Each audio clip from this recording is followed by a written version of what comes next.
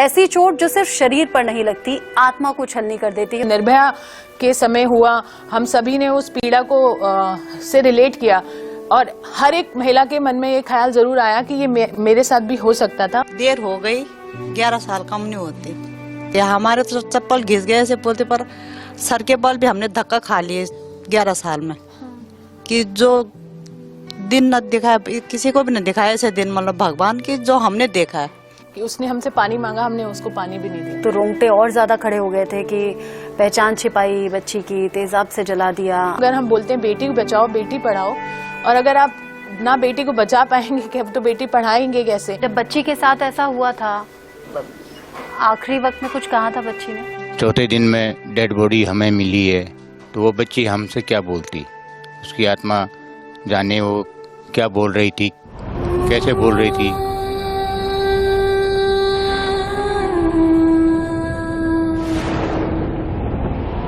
हम महिलाएं के इस बेहद खास एपिसोड में एक बार फिर से आपका बहुत स्वागत है। मैं रचना बंसल। हम महिलाएं में हर हफ्ते हमारी कोशिश होती है एक मजबूत शख्सियत आपके सामने रखने की।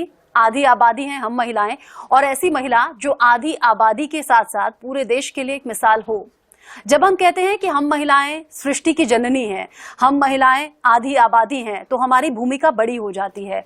ये सब जानने और समझने के बावजूद इसी समाज में रहते हुए महिलाओं के खिलाफ अपराध न तो रुक रहे हैं, न थम रहे हैं।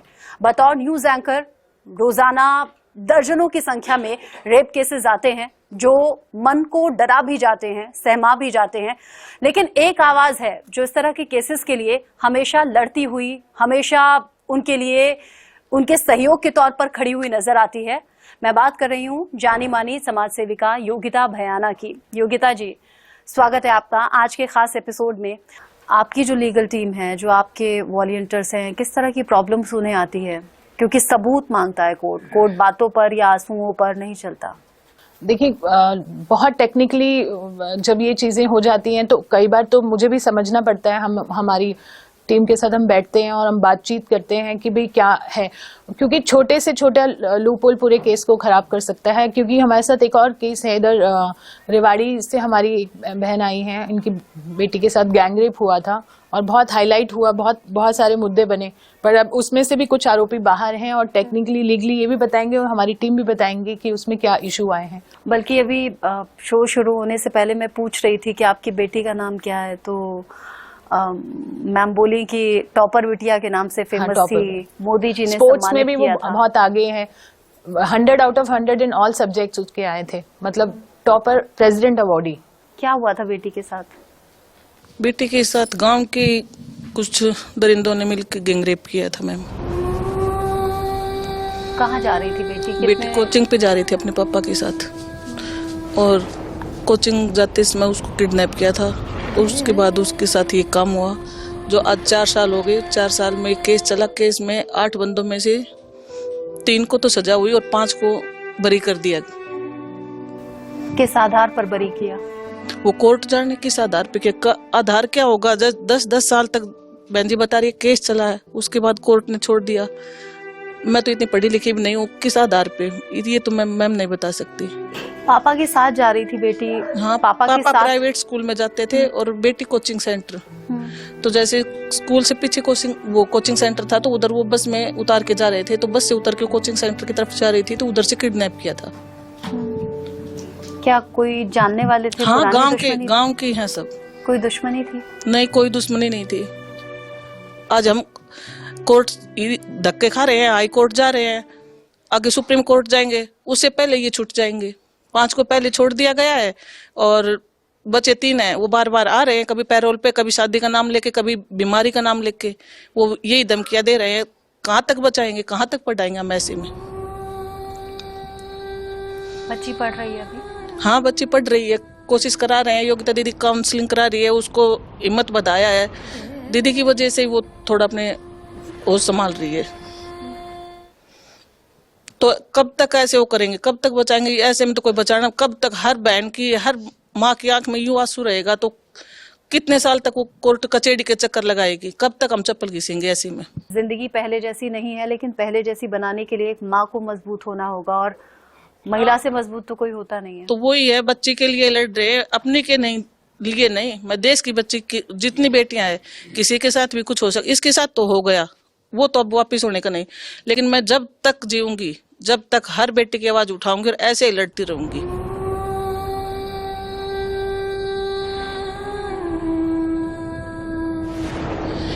ऐसे हम सबको एक होना पड़ेगा, ये आवाज उठानी होगी, तब ये बंद होगा। बोलते कि शर्म नहीं आ रही, शर्म तो बलात्कार जिसने किया शर्म उसको आनी चाहिए कि ये मुंह नहीं ढक रहे, ये नो नहीं कर रहे, मुंह ढके, हमने कोई गलत काम किया है, जब मुंह ढकेंगे। ऐसा कौन कहता है? इस समाज में बोल रहे हैं, कल न्यूज पे देखेंगे तो फिर बोल लेंगे।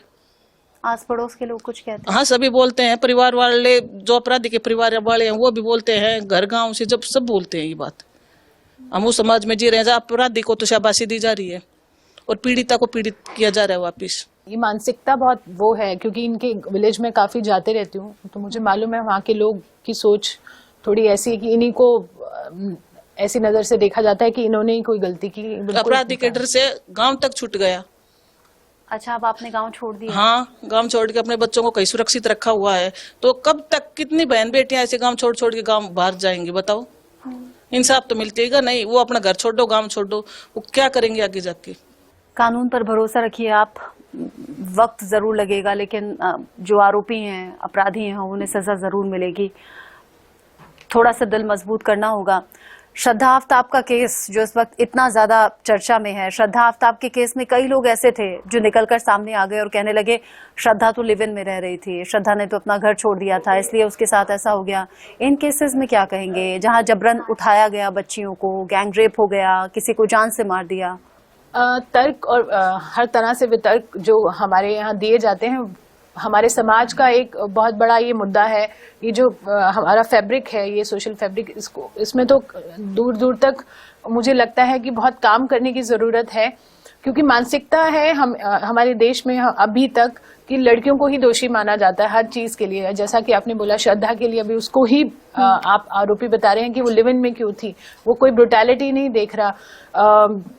ये कुंवर जी की बिटिया और चंदन भाई की बहन जो थी वो तो काम पर जा रही थी, बट इनकी बिटिया कोचिंग जा रही थी। आप नहीं कह सकते कि, और कई बार तो हमें ये भी सुनने को मिलता है वो बाहर क्यों निकले, एडवेंचर पे क्यों जाते हैं, रात में क्यों जाते हैं। निर्भया केस में भी ऐसा हुआ ऐसा बोला गया था। तो मुझे लगता है ये जो चीज है धीरे धीरे बदलनी चाहिए थी, जो अनफॉर्चुनेटली नहीं बदल रही है, और उसके लिए इस तरह से बातचीत करना हो सकता है और ऐसे काम करने की जरूरत है जिसमें लगातार हमारी संस्था काम कर रही है। PARI people against rapes in India, हमारे यहाँ साथी भी हैं, सबा, आर्तिका और भी लोग हैं जो बताएंगे कि किस तरह से हम लोग जाकर लोगों की मानसिकता बदलने पर भी काम कर रहे हैं, प्रशिक्षण हम लोग कर रहे हैं। आपकी टीम कैसे सपोर्ट करती है? हमारे पास हेल्पलाइन नंबर है, हमारे पास हर तरह से सोशल मीडिया और अलग माध्यमों से कॉल आते हैं, और अगर आप बातचीत करना चाहेंगे तो। अभी तो मैं हेल्पलाइन नंबर देख रही हूँ, तो हमें ऐसा लगता है कि एक निर्भया एक केस आया था आज से कुछ साल पहले, बट ऐसा नहीं है। अगर हम रियलिटी देखें, अपना हेल्पलाइन नंबर देखें, तो डेली लगभग 2 से 4 ऐसे केसेस हैं ही जो हमारे हेल्पलाइन नंबर पे आते हैं, जो हम देखते हैं। कोई राजस्थान से आ रहा है, कोई यूपी से आ रहा है, कोई बिहार से आ रहा है, तो ऐसा नहीं है, बट हम उस रियलिटी को इग्नोर करते जाते हैं कि एक निर्भया का ही केस हुआ था। तो हम भी डील कर रहे हैं, ऐसे बहुत केसेस आ रहे हैं, और बहुत जैसे जो हमारे पैन इंडिया जितने भी वॉलंटियर्स हैं, तो अभी भी ऐसे बहुत केसेस है जहाँ तक हम नहीं पहुंच पाते। तो हम यही चाहते हैं हमारी टीम बढ़े और लोग और जुड़े, ताकि हम मिलके काम कर सके इस इशू। लीगली बहुत सारी कॉम्प्लिकेशंस है, क्योंकि अगर वकील भी पीड़ित का पक्ष रखता है या पीड़ित परिवार का पक्ष रखता है तो सबूत जुटाना बहुत ज़्यादा चैलेंजिंग होता है। आप कह रही हैं कि एक एक दिन का कैंपेन हर जगह लगता है, और इस तरह के केसेस कैसे रुके उस पर भी आपका फोकस है, और अगर इस तरह के केसेस हो जाएं तो पीड़ित परिवार को कम से कम उस नज़रों से नहीं देखना है, जैसे कि अभी मैम बता रही थी कि शर्म नहीं आती, चेहरा नहीं छिपाते, चेहरा नहीं ढकते, ये तो जाकर बोल रहे हैं। इस तरह के चैलेंजेस भी रहते हैं। बिल्कुल, ये बहुत सारे चैलेंजेस हैं।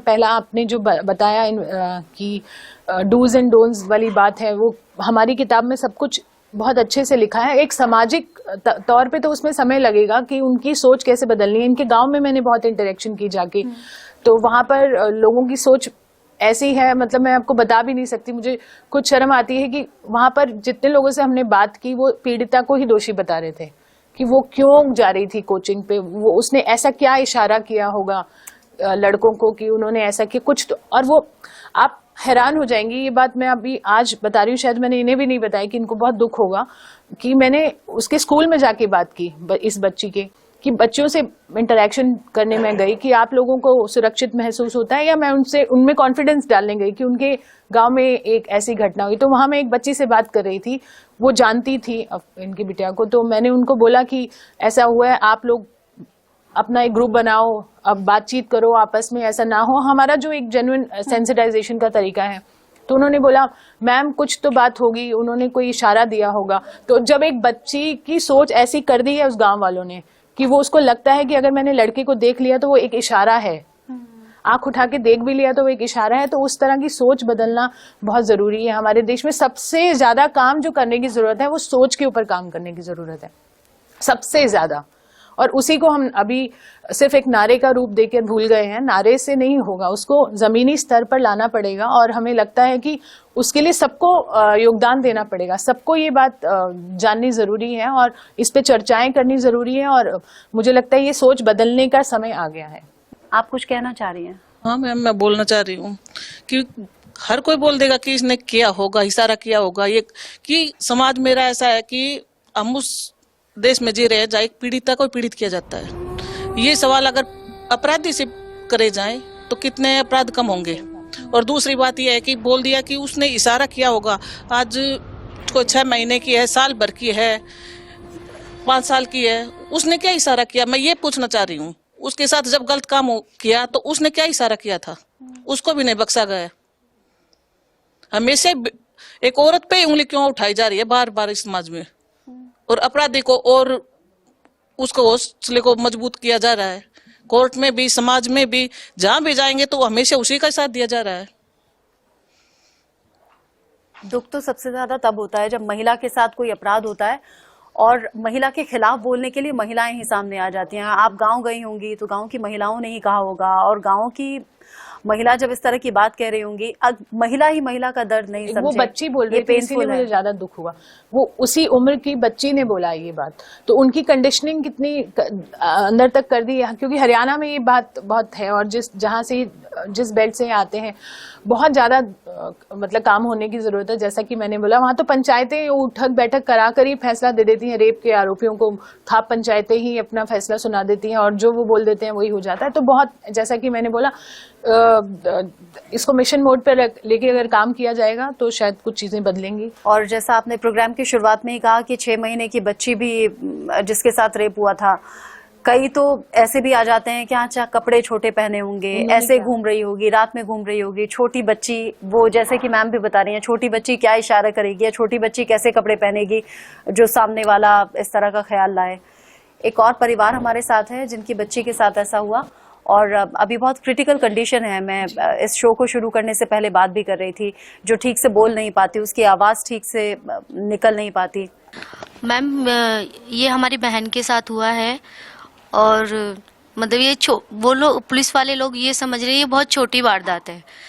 अभी उसका कोई बयान भी नहीं लिया गया है और कुछ भी नहीं। अभी आईओ हमें कल आके धमका के गया है। मतलब जो पकड़ा गया है वो एक ही लड़का है और बाकी लड़कियां भी बाहर हैं, और उसमें एक महिला भी है शामिल, और जिसमें कि पुलिस वाले ये कह रहे हैं कि आप 20 लोगों का नाम लेंगे तो क्या हम 20 लोगों को अंदर कर दें? बच्ची की माँ कुछ कहना चाह रही है। मेरी बच्ची बहुत दर्द के बाद तड़पती है, मालिश भी करते तो बहुत चिल्ला रोती है वो। उसमें रोया भी नहीं जाता मेरी बच्ची पे, बहुत परेशान है मेरी बच्ची।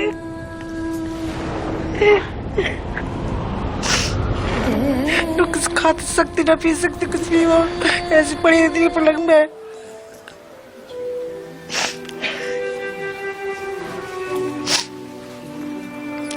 लेटरिन भी इसमें करती है, डायपर में पेशाब भी करती है, 2 टाइम डायपर बदला जाता है उसका। उठने बैठने के बहुत लाचार हो रही है, उठा के नहीं बैठा सकता उसके लिए।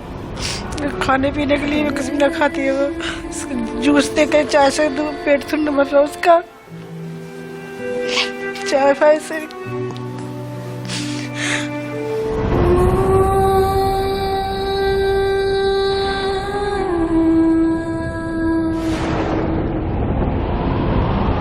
आप बता रही थी कि उसके साथ गलत करने के बाद गला काट दिया गया, हाथों की नसें काट दी गई, बोल नहीं पाती है। मैम उसके गले में इतना हैवी कट लगाया गया है जिससे उसकी वॉइस साफ नहीं आती है। मैम वो बयान देने के लायक है भी और नहीं भी, क्योंकि और हम उसको ले जाएं कैसे, क्योंकि वो आधा हिस्सा उसका पैरालाइज है और वो भीड़ भाड़ में जाके उसको बॉर्ड मीटिंग जैसा होता है, वो डरती है कि लोग अभी भी हैं उसके आसपास, मतलब वो रिएक्ट करती है ऐसा। उसकी कंडीशन इतनी खराब है कि हम खुद उसको नहीं देख सकते। मेडिकली तो हमने इनको सपोर्ट किया, हम वेट कर रहे थे बच्ची जिस दिन वेंटिलेटर से ऑफ हो, बात करने लायक हो, तो हमने तब टीम को भेजा। बाकी उनका इलाज का जिम्मा था, हमने उठा लिया था तब तक। बट जब आप विजिट करके आए, आपने क्या ऑब्जर्व किया? So last week Saturday Sunday को हम लोग शिवानी के घर गए थे, तो हमने देखा कि कितने अंदर में वो घर है और बहुत ज़्यादा it's more and less like a slum. और वहाँ पे एक छोटे से घर में शिवानी एक छोटे से बिस्तर पे लेटी हुई थी। She can not move her entire नीचे से body, it's paralyse, she can not speak, उसका नली लगी हुई है, उसका सिर्फ लिक्विड डाइट है, she can not move and neither she can do anything. तो पूरा फुली डिपेंडेंट है। और ऐसे उसमें जितने लोग एक्यूज्ड हैं उनमें से सिर्फ 2 या 3 ही अभी अंदर हैं, बाकी सब बाहर ही हैं और प्रोसीजर आगे ही नहीं बढ़ रहा है। And for example there is this compensation scheme from NALSA. So उसमें यह है कि अगर ऐसा कोई सिनेरियो होता है तो women are entitled to get compensation, but वो compensation scheme is not functioning well. हम उस कॉम्पनसेशन को लड़ने के लिए हमें रोना पड़ता है, गाना पड़ता है। It should be auto pilot, it should be कि अगर किसी के साथ ऐसा सिनेरियो हुआ है तो ऑटोमेटिकली उस परिवार को चीज़ें मिल जाएं, क्योंकि medical expenses, physiotherapy, everything is really expensive in this time. ये हेल्पलाइन नंबर हैंडल करती हैं सबा और वॉलंटियर्स मैनेजमेंट। अगर आपको मैं कुछ परी का हेल्पलाइन नंबर हैंडल करती हूँ। अगर हमारे कोई भी केसेस आते हैं, न्यू केसेस, हमारे पास जो वॉलंटियर उस एरिया में होते हैं, हम उन्हें उसे रेफ़र करते हैं, उन्हें पूरा गाइड करते हैं कि आपको कैसे कैसे डिटेल्स में जाना है, कैसे आपको लीड करना है। अगर वहाँ पर हमारे पास वॉलंटियर्स नहीं होंगे तो फिर हम लोग खुद ही ग्राउंड पे आते हैं। जैसे एग्जांपल मैंने लास्ट केस अभी एक देखा है, कमला देवी नाम है उनका। बहुत इम्पोर्टेंट केस है, बहुत इम्पोर्टेंट केस है। उसमें ऐसा वो जो लेडी है वो मांगती हैं, ठीक है, वो बेगर हैं, भीख मांगती हैं। वो उनके केस को लेकर के जब मैं पुलिस स्टेशन गई तो पुलिस वाले का कहना है कि क्या मैम आप टाइम पास कर रहे हैं, ये लोग का क्या है, 2 रुपए दे दो और जाने दो। उसके साथ ऐसा है कि उसको पैकेट लगा हुआ है, जो रोड पे पन्नी फेंकी होती है ना, वो पैकेट लगा के उसको ऑपरेशन कर रखा है।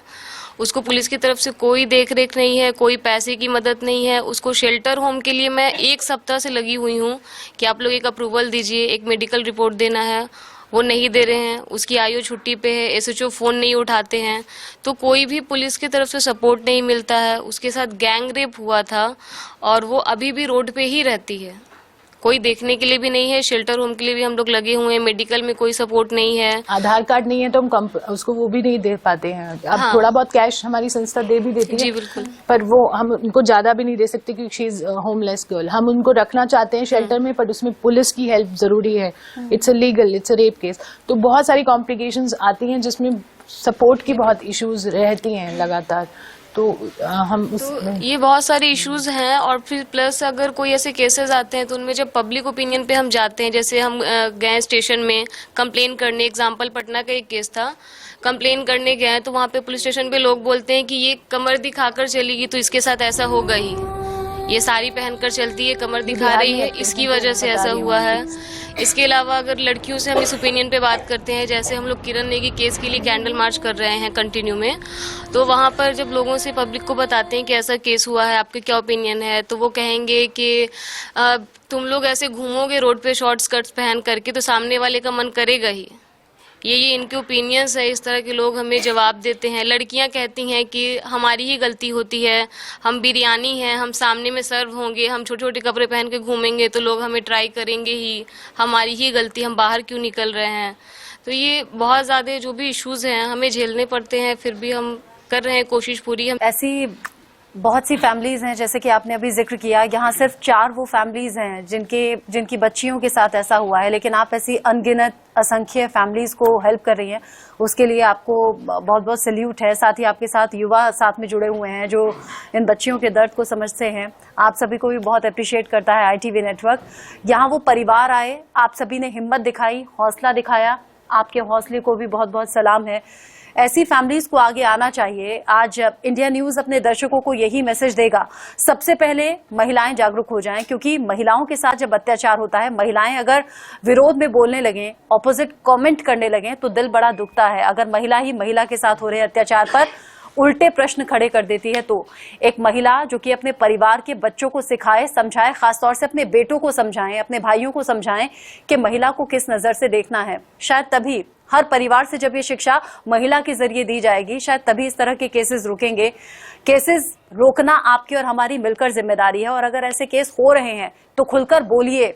आप बोलेंगे नहीं, आपकी आवाज उठेगी नहीं, और फिर इंसाफ मिलेगा नहीं। ये सभी परिवार अपनी इच्छा से आज इंडिया न्यूज पर आए हैं, अपनी बात रख रहे हैं, सिर्फ इसलिए कि इंसाफ मिले। अगर 1 दशक या 2 दशक बाद इन्हें इंसाफ मिल रहा है तो वो इंसाफ ना के बराबर है, क्योंकि पेशेंस जवाब देने लगता है। योगिता जी, आज आप हमारे साथ आई, इन फैमिलीज को लाई, इनकी आवाज बनी, आपका बहुत बहुत शुक्रिया। और मुझे तो लगता है देश के ऐसे बहुत सी फैमिलीज, असंख्य फैमिलीज होंगी जो आपकी शुक्रगुजार होंगी। ITV नेटवर्क भी आपका शुक्रगुजार है। हम महिलाएं में आज आपने टाइम दिया और एक ऐसे टॉपिक पर हमने बात की है जो होनी चाहिए, जिस पर चर्चा कई फैमिलीज में होती नहीं। अगर इस तरह के केसेस हो भी जाते हैं तो फैमिलीज चुप रह जाती हैं। तो बोलना है, खुलकर बोलना है, और जब तक बोलना है जब तक इंसाफ मिल नहीं जाता, जो कि इंडिया न्यूज भी कर रहा है। आज के हम महिलाएं के इस एपिसोड में बस इतना ही। अगले हफ्ते फिर होगी मुलाकात।